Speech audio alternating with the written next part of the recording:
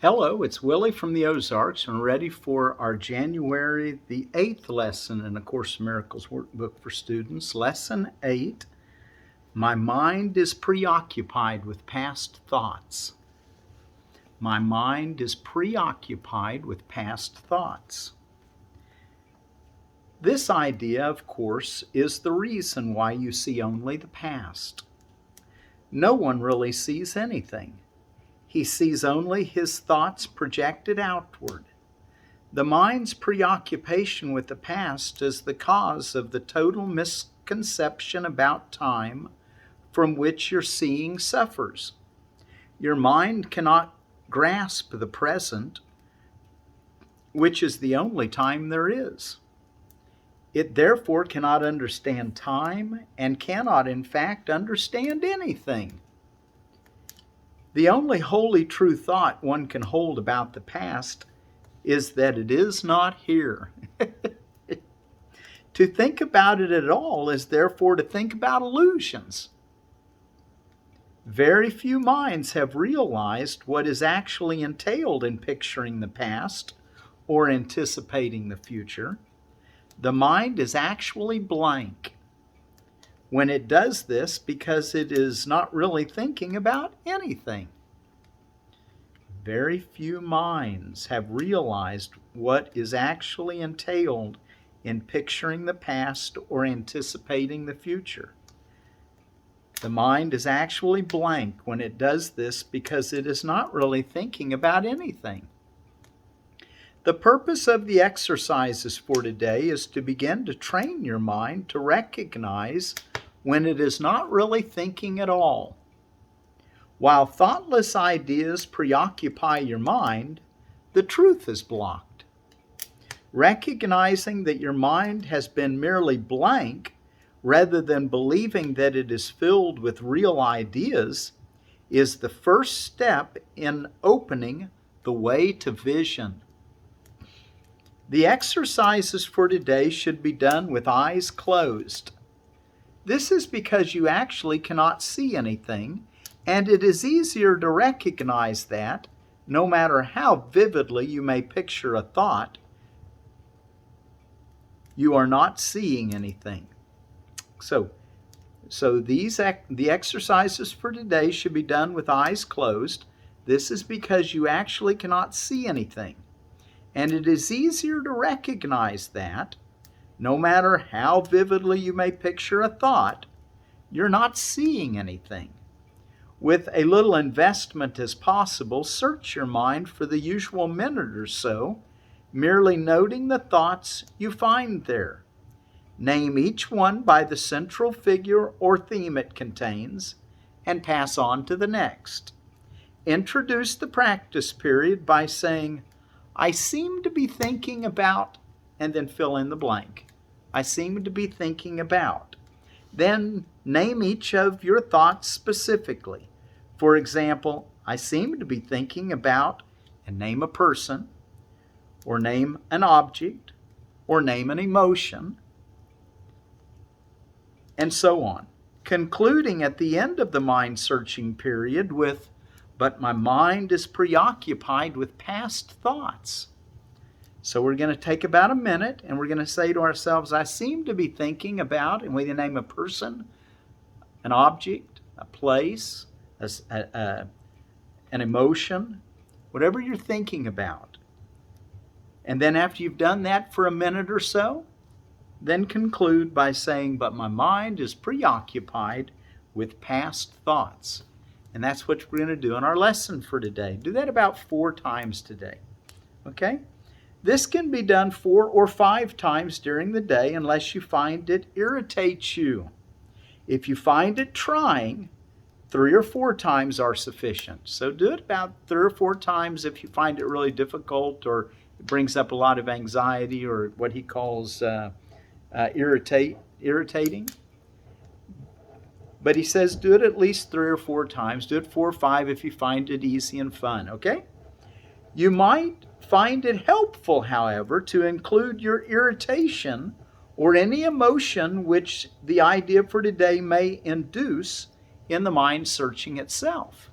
So if you find yourself irritated, use that as one of the emotions. But then after you've said all those things that you've crossed your mind, then conclude by saying the lesson, but my mind is preoccupied with past thoughts. All right, let's go take a look in our text, and we're going to do a few highlights.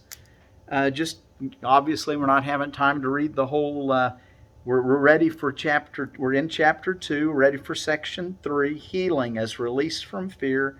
And I'm just going to read some ideas through there, and I'll mention to you which paragraph I'm reading the sentence or the sentences from. And that's about it. I won't make a lot of comments. As you're turning there, or you probably aren't going to turn there actually, you may want to turn to your manual for teachers though. We'll read that next.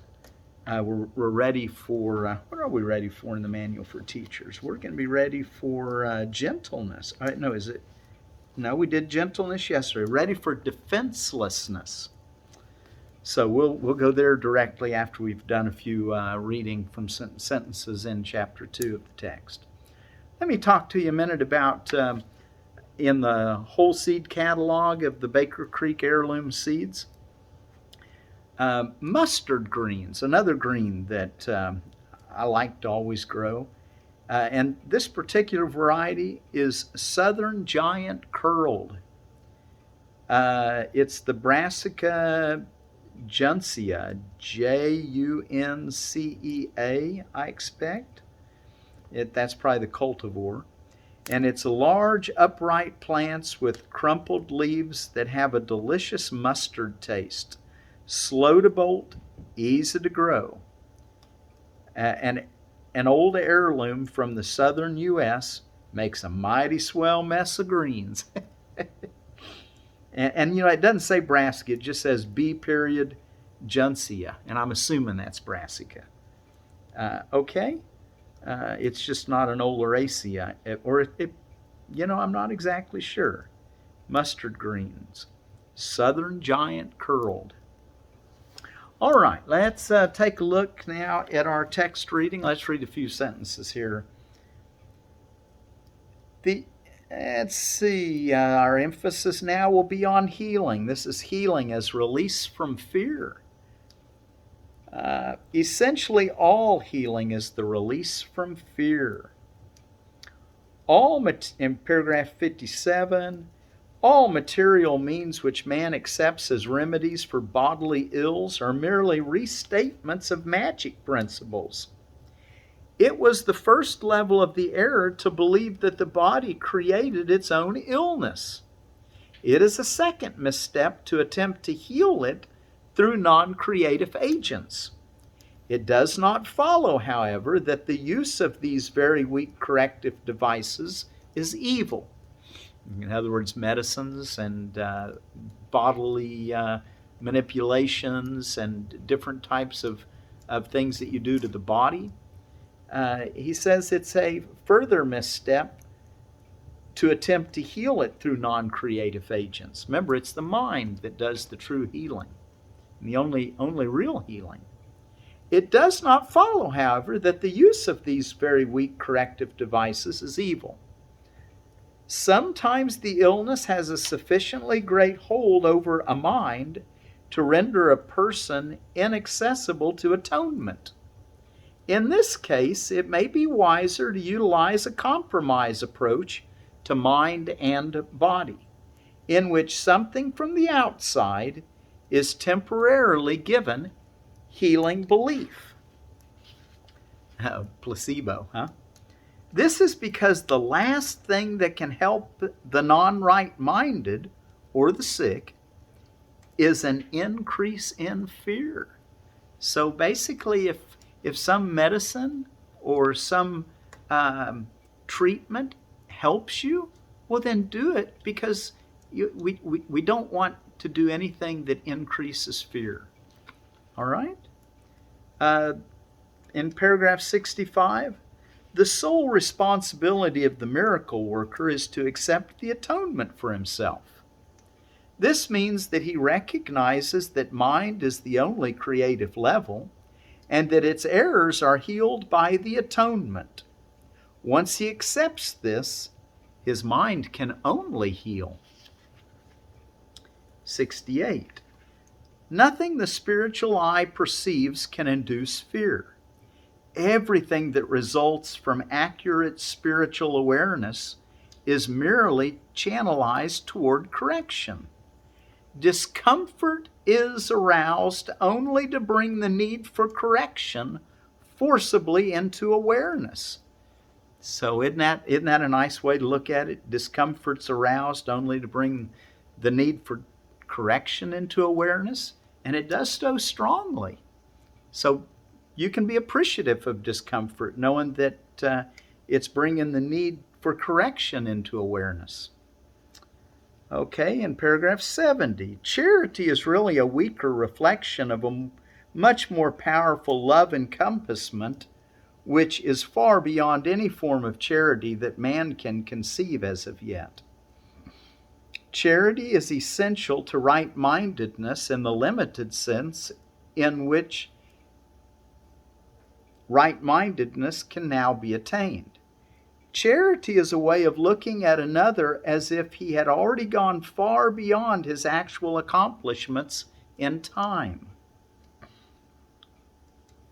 It must be understood, however, that whenever a man offers a miracle to another, he is shortening the suffering of both.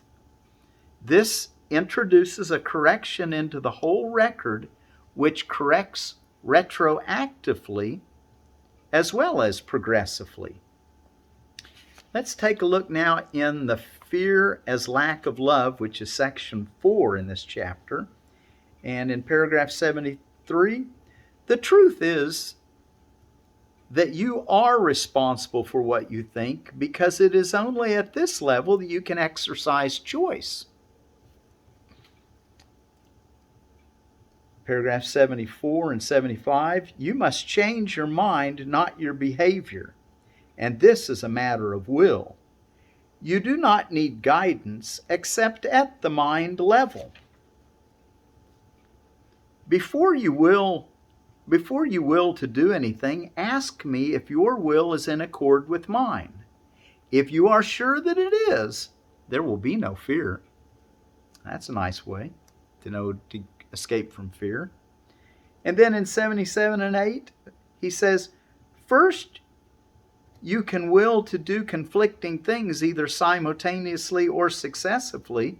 This produces conflicted behavior, which is intolerable to yourself because the part of the will that wants to do something else is outraged. Second, you can behave as you think you should, but without entirely willing to do so. This produces consistent behavior, but entails great strain within the self. We want to realize that our willing is in harmony with our true will, our happiness, and the will of God.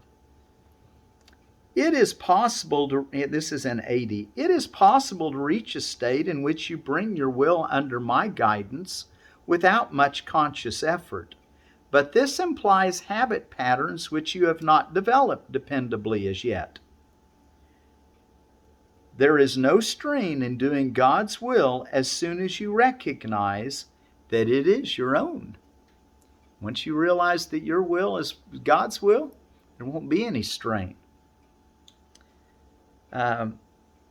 Only your mind can produce fear. It does so whenever it is conflicted in what it wills, thus producing inevitable strain because willing and doing become discordant. This cannot be corrected by better doing, but it can be corrected by higher willing.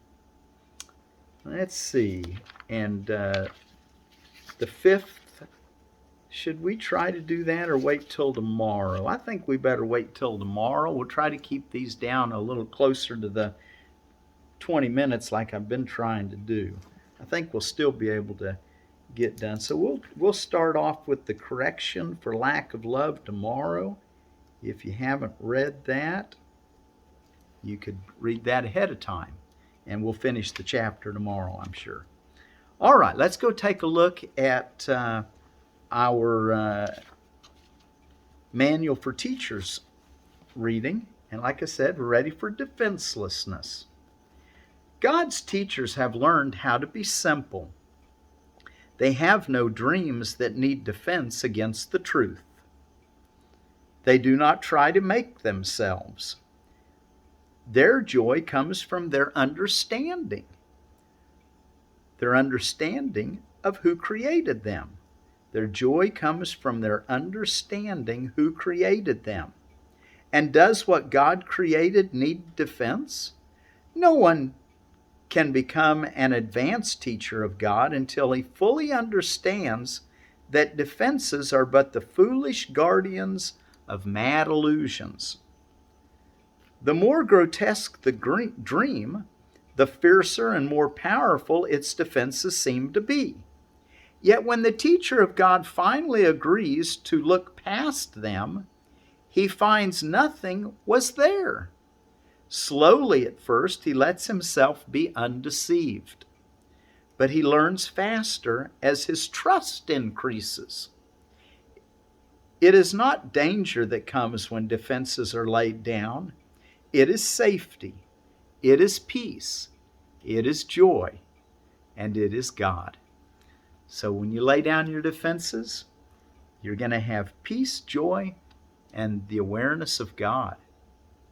Generosity, the next characteristic of a teacher of God. The term generosity has special meaning to the teacher of God. It is not the usual meaning of the word. In fact, it is a meaning that must be learned and learned very carefully. Let all the other attributes of God's teachers, like all the other attributes of God's teachers, this one rests ultimately on trust. For without trust, no one can be generous in the true sense. To the world, generosity means giving away in the sense of giving up. To the teacher of God, it means giving away in order to keep.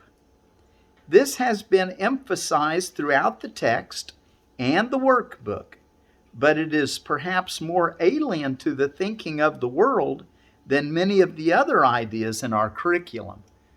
This idea that to have, you must give all to all. That was one of our lessons. That'll be one of our, for your new students, that'll be one of our lessons.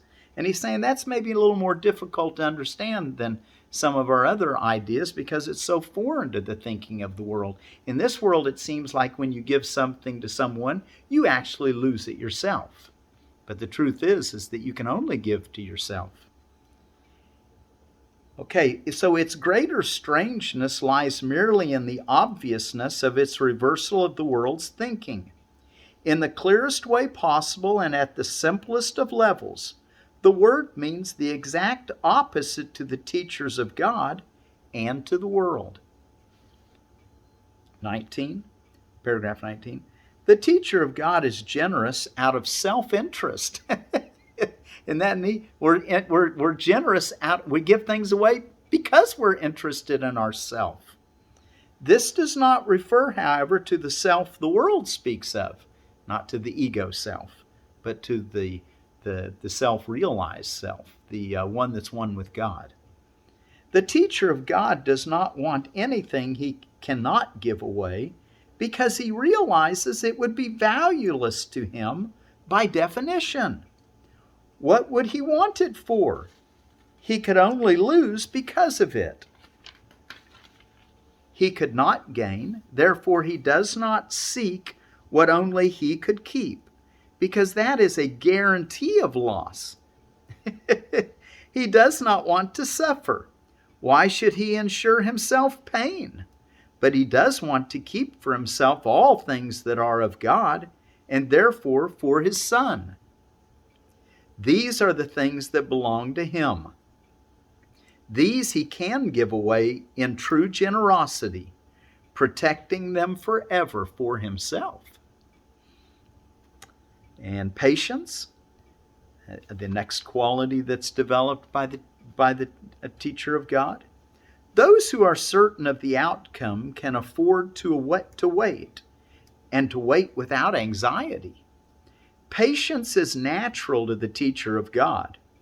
All he sees is certain outcome, at a time perhaps unknown as yet, but not in doubt. The time will be as right as is the answer. And this is true for everything that happens now or in the future. The past as well held no mistakes, nothing that did not serve to benefit the world as well as him to whom it seemed to happen. Perhaps it was not understood at the time. Even so, the teacher of God is willing to reconsider all his past decisions if they are causing pain to anyone, and that would be including yourself. Patience is natural to those who trust, sure of the ultimate interpretation of all things in time. No outcome already seen or yet to come can cause them fear. And the last quality we're going to read about today is faithfulness. The extent of the teacher of God's faithfulness is the measure of his advancement in the curriculum. Does he still select some aspects of his life to bring to his learning while keeping others apart? If so, his advancement is limited and his trust not yet firmly established. Faithfulness is the teacher of God's trust in the Word of God to set all things right, not some, but all. Generally, his faithfulness begins by resting on just some problems, remaining carefully limited for a time. To give up all problems to one answer, that word answer is capitalized answer, to give up all problems to one answer is to reverse the thinking of the world entirely. And that alone is faithfulness. Nothing but that really deserves the name. Yet each degree, however small, is worth achieving. Readiness, as the text notes, is not mastery. In the last paragraph we'll read today, 22, true faithfulness, however, does not deviate. Being consistent, it is wholly honest. Being unswerving, it is full of trust. Being based on fearlessness, it is gentle. Being certain, it is joyous. And being confident, it is tolerant. Defenselessness attends it naturally, and joy is its condition. Faithfulness then combines in itself the other attributes of God's teachers. It implies acceptance of the Word of God and His definition of His Son. It is to them that faithfulness, in the true sense, is always directed. Toward them it looks, seeking until it finds. And having found, it rests in quiet certainty on that alone to which all faithfulness is due. All right, so we're going to, until tomorrow, we will work with our lesson, which I'm trying to get back to so I can say it to you one last time before we close. My mind is preoccupied with past thoughts. My mind is preoccupied with past thoughts. So let that kind of settle in until tomorrow. Thank you for joining me. And until tomorrow, be at peace. And remember, my mind is preoccupied with past thoughts.